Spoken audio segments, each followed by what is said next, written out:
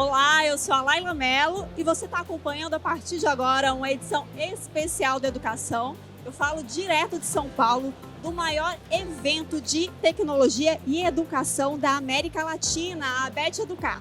Aqui o encontro fala com gestores, líderes educacionais, professores, empresas e para pensar educação, trocar experiências e ver tendências. Pois é, essa é uma edição muito especial da educação, então vem comigo que você vai acompanhar os temas da educação atual.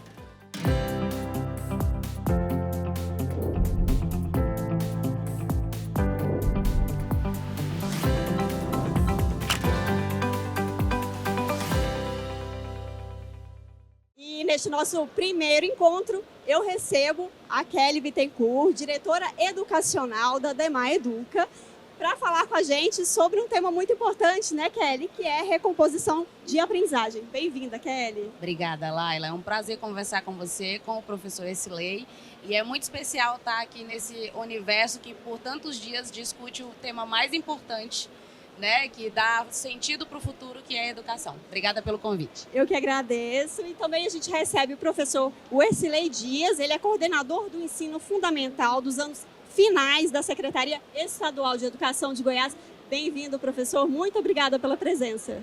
Eu que agradeço. Como a Kelly falou, é um tema muito recorrente, nunca deixa de ser pertinente nas nossas ações. É um prazer estar aqui. Obrigada. E para a gente começar esse bate-papo, eu queria começar com o conceito do que é de fato recomposição de aprendizagem, Kelly. Existe uma diferenciação entre recomposição e recuperação? E como é que a gente pode pensar esse processo? Essa é uma pergunta muito boa, Laila, porque pós-pandemia, recomposição de aprendizagens virou um assunto, né? Se tornou um assunto muito recorrente, porque ele se tornou um assunto ainda mais necessário. Mas não significa que é um assunto inédito. Nós já fazíamos recomposição de aprendizagem antes da pandemia. Por quê? Porque a educação brasileira sempre teve alguns índices estruturais que precisam ser observados. Então, a recomposição de aprendizagem, ela é um olhar muito mais abrangente para as lacunas de aprendizagem. Então, imagina que você é um professor de matemática e está aplicando ali a aula de acordo com a matriz, com o currículo, e você usou estratégias e metodologias que determinados alunos não conseguiram compreender. Aí este professor vai iniciar um processo de recuperação com outras estratégias, outras abordagens, para que o aluno consiga dar sequência ao ano letivo compreendendo aquele conteúdo. A recomposição ela é mais importante e abrangente por quê? Porque tem conhecimentos que a gente precisa adquirir no 6º ano, no 7º ano, na alfabetização, que se a gente não adquire, quando a gente chega lá no final do ensino fundamental, a gente vai dar força para um indicador super triste da educação brasileira, que são pessoas que saem do ensino fundamental sem os conhecimentos necessários de língua portuguesa e matemática. Então, a recomposição, além de uma ação muito importante, é, a partir de agora, de 2025, uma política pública. Pensando em política pública, a gente fala diretamente de Goiás para entender como é que a gente faz isso lá em Goiás, professor Essilei. Como é que a recomposição tem sido feita, principalmente focada no pós-pandemia, né? Extremamente importante. Fazendo esse recorte que a Kelly citou aí da pandemia, a política pública de recomposição ela não era fortemente observada entre as redes. Ela aparecia às vezes mais como recuperação e não como recomposição. A partir de então, a gente teve esse despertar muito forte. Poxa, eu preciso trazer alguma coisa fortemente para que eu possa não deixar nenhum aluno para trás. Para entender quais são realmente as lacunas que eles têm de aprendizagem que nós precisamos resolver. Quais são essas lacunas? A partir de então, a gente prospecta essas ações para que sejam inseridas na rede. Entre elas, nós temos aí, como a Kelly falou, objetos de aprendizagem que o próprio Ser Goiás da Demar Educação oferece para a gente. Então, a partir daí, a gente delimita situações onde traz essa recuperação e essa recomposição de aprendizagem. Quero observar também que não podemos deixar de lembrar também que esses alunos que não estão precisando dessa recomposição, não estão precisando dessa recuperação, também precisam de atenção. Eles também precisam caminhar junto com a gente nessa jornada pedagógica. E E aí, isso tocou num ponto muito interessante. A gente está aqui no stand da Ademar e a Kelly, a diretora educacional da Ademar. Kelly, a Ademar tem uma experiência com recomposição. Queria que você falasse para a gente como a empresa surgiu e qual que é o foco. E explica para a gente o que tem sido feito, por exemplo, em Goiás. Joia. A Ademar é um ecossistema que tem mais de 30 anos de história. Só que, em plena pandemia, nós olhamos a nossa infraestrutura, o nosso time que é super bem qualificado, o nosso desejo de transformar, de atuar. E aí a gente pensou, como é que a gente consegue ajudar a educação nesse momento tão delicado? Foi quando a gente estruturou um produto, né? E este produto tem um olhar dedicado à aprendizagem de língua portuguesa e matemática. Hoje, ele é um produto muito flexível, porque ele consegue entrar numa determinada rede e entrar também em outra rede e refletir as necessidades de cada uma em especial. Porque se a gente não personaliza e não se aproxima dessas necessidades, a gente está trazendo mais uma ação que pode ser muito bonita, chamar bastante atenção, mas não resolver o problema. Então, é uma ação de base tecnológica, mas principalmente pedagógica, com ferramentas que a gente diagnostica. Aí a gente, com uma metodologia mais ágil, prepara, desenvolve esses materiais de acordo com aquilo que a gente identificou, e aí a gente capacita o professor para a aplicação dessa ferramenta e segue monitorando. O monitoramento constante, que já é um link com outra roda de conversa que a gente vai fazer, é o que dá condições da gente fazer intervenções rápidas e assertivas para que a gente, de fato, preencha essas lacunas. E aí esses meninos sintam-se confiantes para seguir no seu processo de aprendizagem. E aí a Kelly tocou em pontos bem importantes, né, professor? Que é a criança em si, o estudante em si, mas pensar também no professor e na tecnologia. Como isso tem sido linkado lá dentro da secretaria nas redes? Na verdade, hoje, o estado de Goiás ele é conhecido como um estado muito tecnológico dentro das escolas, né? As escolas hoje estão repletas de Chromebooks, de TVs, de muitas tecnologias que permeiam o ambiente pedagógico. Mas como que isso poderia dar resultado na aprendizagem dos alunos se nós não tivéssemos a formação dos professores? Se nós não formássemos esses professores para que eles exatamente fizessem dessa forma não só a recomposição, mas também o currículo contínuo dos alunos. A partir de então, a gente tem o grupo que faz a formação, que é o CEPFOR, que é a formação de professores. Com base em quê? Com base naqueles descritores, naquelas habilidades que apresentaram através das diagnósticas que nós precisamos potencializar. Então a gente pega onde o aluno, onde o estudante não foi tão bem e potencializa essa aprendizagem. Isso eu estou falando de recomposição, de recuperação ao mesmo tempo. Então, a partir de então, essas formações são pontuais para os professores. Mas não basta só isso. Não basta só isso. Essa formação, ela precisa ser completa. Eu preciso trazer para o ambiente escolar todo um grupo de elucidação, um grupo motivador para essa escola. Quer dizer, a família também precisa estar envolvida com esse processo, senão isso não vai funcionar. Eu não posso dizer só para o aluno que ele precisa ter uma recomposição, que ele precisa ter uma recuperação, ele precisa estar na escola através da busca ativa. Eu preciso sensibilizar também todo o grupo gestor da escola, mas também toda a família. Além da família, toda a rede que permeia a escola precisa também entender. Você observa que eu estou dizendo que a educação ela começa a perspassar não somente um ambiente escolar, mas toda uma comunidade. Eu posso contar uma história da minha gestão? Claro, claro. Quando eu era gestor de uma escola de mais de 1.200 alunos. Eu dizia que eu era gestor de uma cidade de mais de 7.000 pessoas, porque tinha muita gente ali que eu influenciava diretamente. Não é só o aluno, né, professor? A gente pensa também no professor, mas a gente pensa na família, na merendeira, no porteiro, é uma comunidade.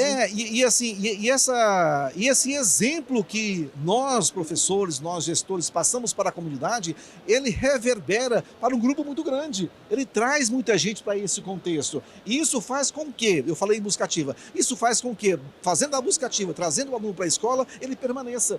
E às vezes também, a busca ativa, eu preciso fazer na própria escola, dentro da própria escola. O aluno está dentro da minha escola, da minha unidade escolar. Mas e daí? Eu estou dando conta de ficar com ele lá? Eu estou oferecendo aulas atrativas, aulas significativas para que ele permaneça lá? É um aluno mais difícil de atingir, né, professor? Né, Kelly? Quando a gente pensa nesse aluno de recomposição, A gente tem que ter estratégias diferentes? Além disso, tem um cuidado. Eu não posso, esse aluno aqui precisa de recomposição, ele precisa de recuperação. Eu tenho que ter um certo cuidado para ele entender que aquilo é para o bem dele. Ele tem que entender que ele está no lugar certo e nós somos parceiro dele. Porque muitas das vezes, eu já observei, que quando eu digo para o aluno que ele precisa de recomposição, precisa de recuperação, ele se sente um pouco discriminado. Fala, pô, mas eu preciso, o outro não. Então esse cuidado precisa ser muito certo nas nossas ações. Não é para estereotipar, né, Wesley? A gente, quando trabalha com educação, isso às vezes parece clichê para quem não está envolvido com o tema.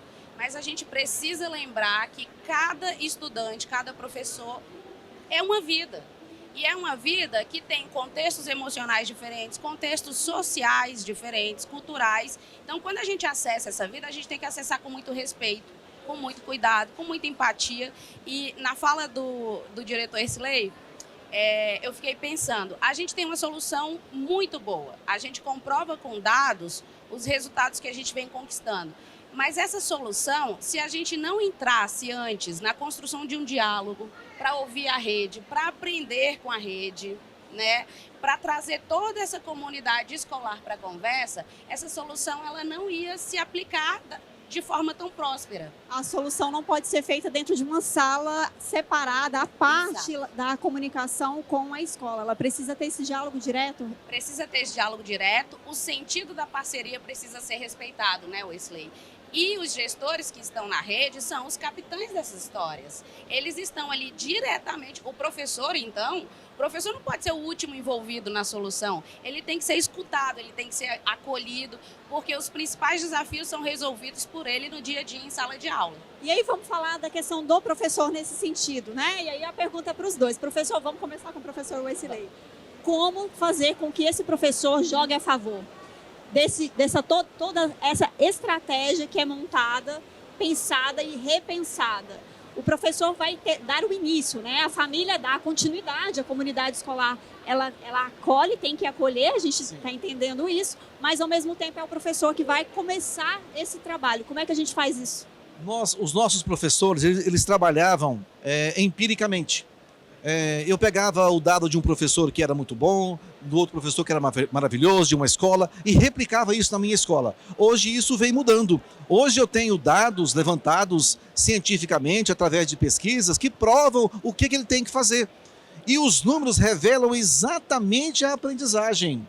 Revelam exatamente se ele está no nível avançado, está no nível médio ou está no nível mais baixo, o dado revela exatamente. Então, a partir desses números, o grupo gestor, juntamente com os professores, eles têm consciência que eles podem realmente melhorar. Então, não é uma questão de convencimento. Assim, ó, a sua turma, os seus alunos, os seus estudantes, eles estão nesses níveis aqui. O que nós podemos fazer? Não é o que você pode fazer. O que nós podemos fazer? Porque o grupo vai pegar junto com ele. A partir de então, ele começa uma conscientização.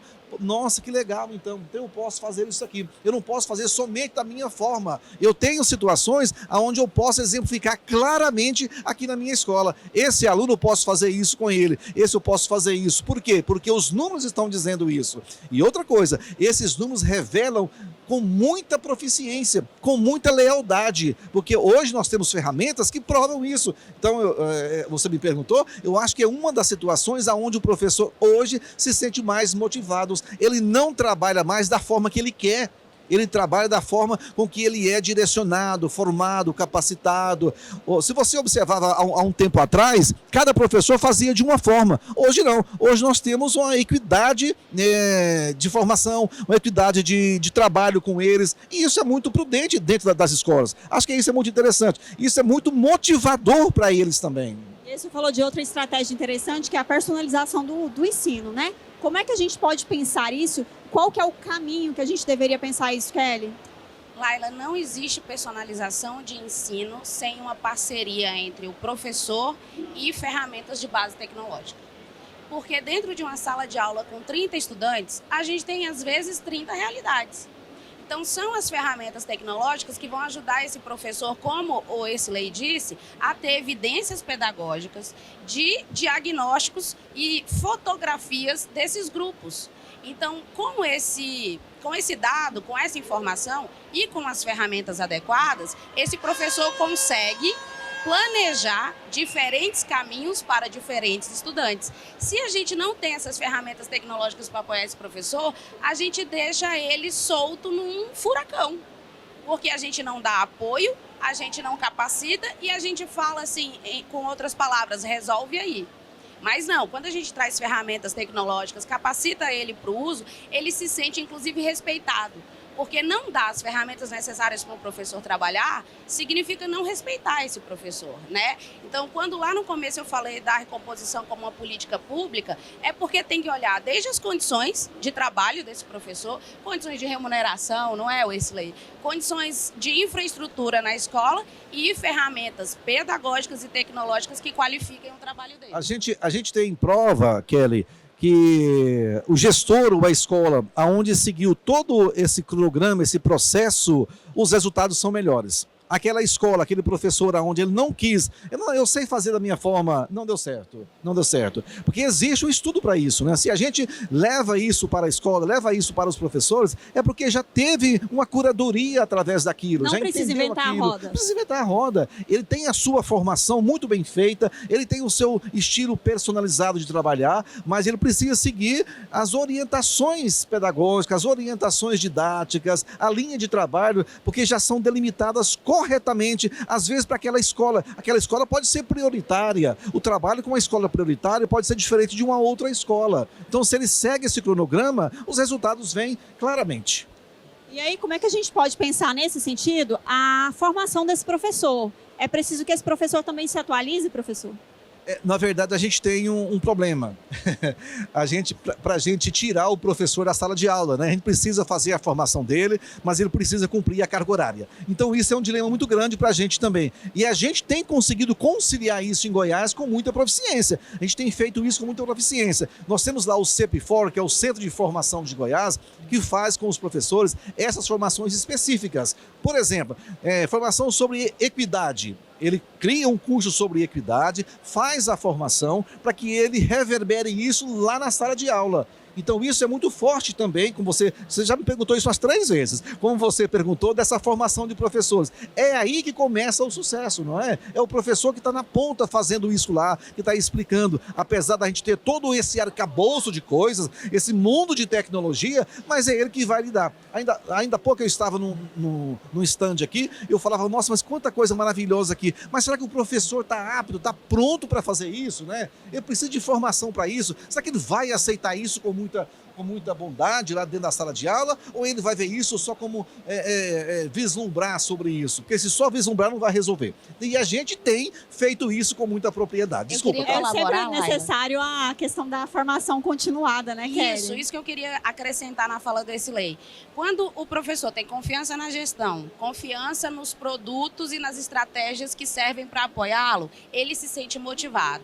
E um professor motivado, ele desenvolve a aprendizagem contínua. Ele, por si só, busca ser melhor a cada dia. Então, não é aquela perspectiva neoliberal de que ele tem que se transformar em 3 para dar conta de tudo. Mas é um professor motivado em fazer aquilo que ele escolheu como profissão e como missão da melhor forma possível. Então, quando ele se sente amparado, que ele pensa, eu não estou sozinho, ele se interessa por inteligência artificial, por neurociência, por tudo que está sendo desenvolvido e pesquisado para melhorar resultados. Agora a gente falou muito de família, falamos sobre professores e os gestores. Como que a gente pode pensar na gestão dessa escola direcionada para essa recomposição? Então, eu já comecei a falar sobre isso, né? Hoje o gestor, eu falo a gente que eu fui gestora, quase que eu falo dessa forma, né? Hoje a gente tem dados que nos direcionam para isso, né? Hoje as plataformas, elas nos oferecem quais são os alunos que estão no nível proficiente, no avançado, no médio, no baixo, por nome. Eu tenho o nome do aluno ali, qual que eu preciso fazer dessa forma. Então, hoje o gestor não trabalha mais, eu vou repetir, empiricamente, ele trabalha com os dados. Esses dados chegam na mesa do gestor, na mesa da gestão, para que ele tome providências. Cabe a ele fazer essa sensibilização profissional, claro, para que isso seja dentro de toda a escola. Então, a liderança é dele lá. E não é uma liderança impositiva, mas uma liderança de conhecimento, onde ele conhece realmente o que está acontecendo. isso vai ser assim, vai ser dessa forma, vamos delimitar dessa forma, aí funciona. Eu tenho ouvido às vezes que, nossa, mas é muita coisa, o professor hoje está sobrecarregado, o professor está cheio de coisa para fazer, ele não dá conta. E nas escolas que eu passo, qual é a minha fala? Não, vamos fazer o seguinte então, você vai pegar cada projeto e dizer para ele aonde que encaixa esse projeto. Esse projeto é na base comum, esses projetos são nas eletivas, aonde que vai isso aqui? Você vai ter que chegar que hora que é o seu intervalo? Aí ele começa a entender que aquela parte que parecia ser muita coisa, é uma parte que é dele. As demais partes não pertencem a esse professor, mas pertencem a outro docente. E ele começa a entender também que aquilo faz parte da profissão dele, faz parte da docência dele. Às vezes falta essa conversa direta também com ele, para ele entender que faz parte, não, isso aqui é meu mesmo. Às vezes eu estou pegando coisas que não faz parte da minha área aqui. Então esse delimitar dentro da escola faz com que o professor, o docente, o coordenador tenha uma visão sistêmica, mas faz aquilo que é dele. Daí então a recomposição traça mais tranquilo dentro da escola. Esse assunto é enorme, a gente passaria o dia aqui. Mas a fala do Wesley me despertou para uma outra coisa que é super importante. Todo professor é também um gestor. E a gestão de sala de aula pode eliminar problemas assim que são recorrentes. Só que, em geral, até muito recentemente, o professor, ele aprendendo no fazer, a fazer gestão de sala de aula. E não se discutia entre eles, não se pensava em outras formas. A troca de experiência é base da educação. Então, a gente está sempre trocando.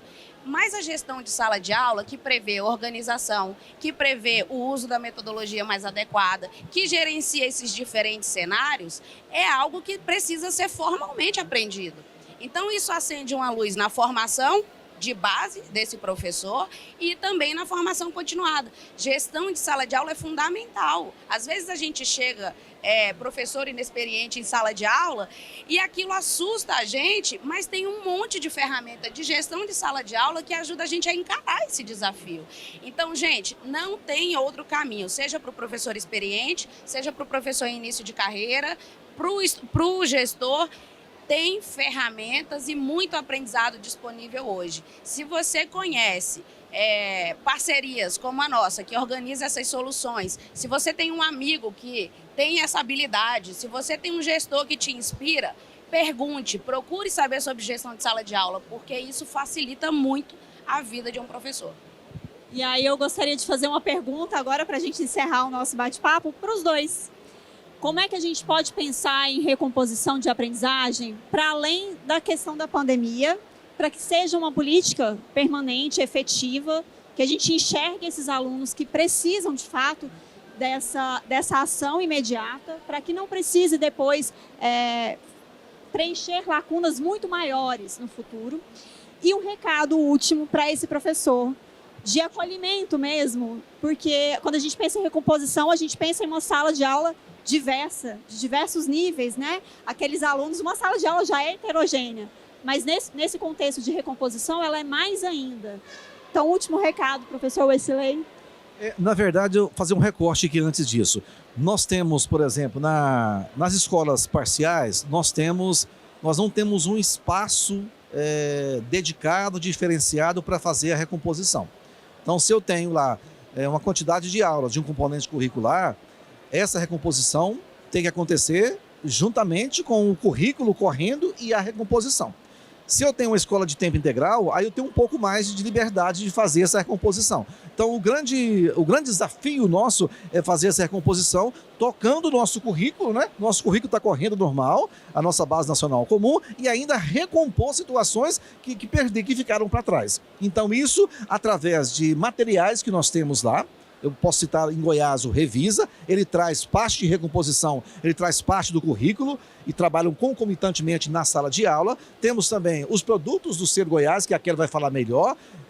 Um deles é o Desafio Crescer, que trata da recomposição. Esse sim, a gente já tem um local certo para a gente aplicar, que são o estudo orientado de língua portuguesa e matemática. Então esse já tem um local bem definido para eles. Então a gente tem esses desafios ainda para a gente pensar como que a gente trabalha com eles, mas já está caminhando. Já está caminhando e não para por aí. Ele assim, ó, em 2026 ou 2027, vamos parar por aí. Não vamos parar. A gente vai com a recomposição, ela vai continuar o tempo todo. Ela não vai parar agora só porque a gente acha que está tudo bem. Por quê? Porque alguns estudantes ainda precisam de aprendizagens de ensino diferenciados.